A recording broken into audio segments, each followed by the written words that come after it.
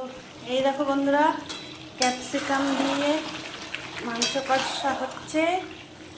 ভালো করে কষিয়ে নিয়ে টক দই দেবো। এই যে টক দই রেডি। লঙ্কাগুলো দিয়ে দিলাম সব।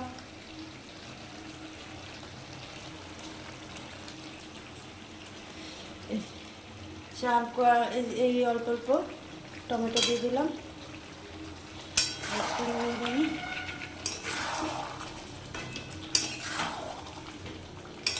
কষা করবো তো,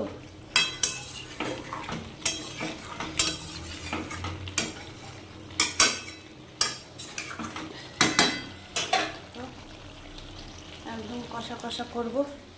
এই যে টক দই দিয়ে সুন্দর করে করব। তো বন্ধুরা, এই অবধি ভিডিওটা থাকুক, খাবার ভিডিও নিয়ে আসবো।